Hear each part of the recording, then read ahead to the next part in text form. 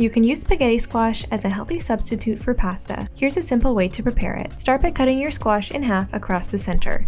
Cutting it this way gives you longer noodles in the end. You'll need a sharp knife and some strong arms for this because the squash is quite tough.